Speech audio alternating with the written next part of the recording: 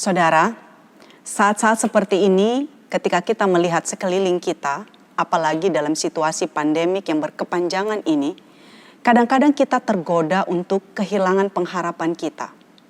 Penderitaan, kehilangan, kesulitan yang datang silih berganti membuat kita kadang-kadang menjadi tawar hati. Dan tidak sedikit di antara kita yang memilih menggunakan semacam mekanisme pertahanan diri agar tidak menjadi kecewa dengan memilih lebih baik kita tidak berharap. Kalau saya tidak berharap, saya tidak kecewa. Banyak berharap, banyak kecewa.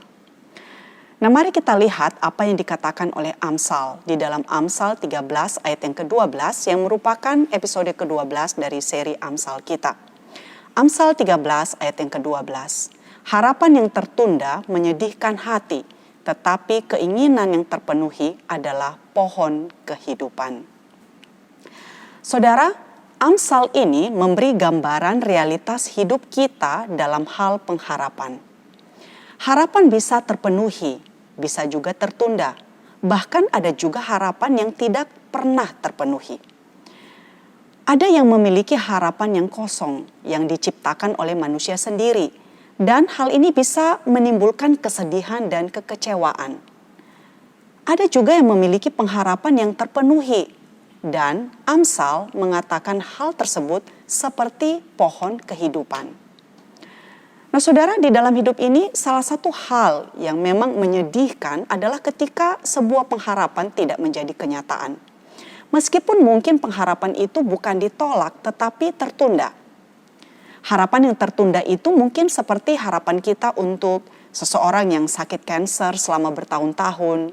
Doa untuk seseorang yang kita kasihi supaya dia mengenal Kristus.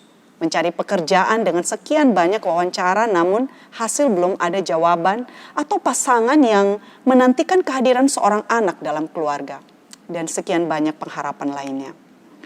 Nah, ketika kita sangat mengharapkan apa yang kita harapkan supaya hal itu menjadi kenyataan, namun terus tertunda. Dan kita terus menunggu, dan penundaan tersebut membawa kepada kesedihan, kekecewaan, dan bahkan bisa membawa kepada depresi dan sakit. Itulah yang dikatakan oleh Amsal di sini.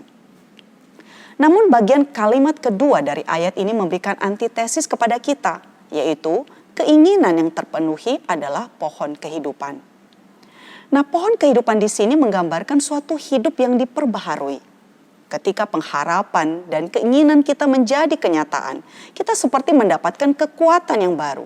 Ketika doa-doa kita dijawab, kita dikuatkan.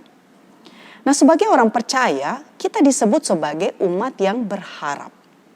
Karena kita punya pengharapan, maka tindakan berdoa menjadi suatu tindakan yang masuk akal. Karena ada harapan, maka kita berdoa. Kita mendoakan hal-hal yang kita yakini dan harapkan akan menjadi kenyataan. Karena memiliki pengharapan, maka kita melakukan pekerjaan dan pengabaran Injil. Karena kita memiliki pengharapan bahwa Allah bekerja dan bisa mengubahkan hati seseorang. Karena memiliki pengharapan kepada Allah, maka ketakutan dan kekhawatiran kita bisa kita hadapi karena harapan kita adalah kepada Allah sebagai tempat perlindungan dan kekuatan kita. Karena memiliki pengharapan, maka kita bertekun. Kita bertekun mengerjakan apa yang menjadi kewajiban kita. Pengharapan juga merupakan alat di tangan Tuhan untuk membentuk karakter ketekunan orang percaya. Karena memiliki pengharapan, kita melakukan hal-hal yang baik meskipun itu sulit. Karena memiliki pengharapan, kita bisa melewati setiap kesulitan dan penderitaan. Nah, apakah yang menjadi pengharapan saudara saat ini? Amsal memberikan nasihat kepada kita supaya kita tidak menumbuhkan di dalam diri kita harapan yang sia-sia dari dunia ini. Supaya kita jangan menumpuk hal-hal yang nanti akan membuat kita menyesal. Kalaupun kita mengharapkan sesuatu, kita belajar untuk mempersiapkan diri kita kepada kenyataan bahwa ada kemungkinan apa yang kita harapkan itu tidak menjadi kenyataan. Namun saudara, kita bersyukur bahwa di dalam kehidupan ini kita mengalami bagaimana sebagian daripada harapan-harapan kita dipenuhi oleh Tuhan. Penggenapan parsial akan harapan-harapan kita selama berada di dalam dunia ini kiranya menambahkan pengharapan kita untuk hal-hal yang lebih besar pada masa yang akan datang, yaitu pengharapan akan kedatangan Tuhan yang kedua kali, pengharapan akan penggenapan kehidupan kekal yang kelak akan kita alami bersama dengan Allah. Nah, penggenapan akan harapan-harapan kita saat ini di dalam dunia ini adalah semacam cicipan supaya kita semakin berharap kepada Dia, kepada Allah kita itu.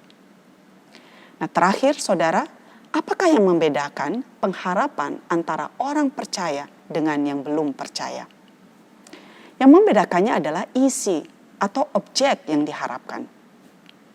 Kita berharap kepada pribadi Allah yang hidup, yang menyatakan diri kepada kita di dalam Alkitab. Allah yang setia, yang menepati janjinya. Nah, mari kita terus menghidupi pengharapan kita kepada Allah kita. Allah yang memanggil kita untuk berharap kepadanya. Sekaligus Dia yang akan menepati janji-janjinya kepada kita. Amsal 13 ayat yang ke-12. Harapan yang tertunda menyedihkan hati, tetapi keinginan yang terpenuhi adalah pohon kehidupan. Amin.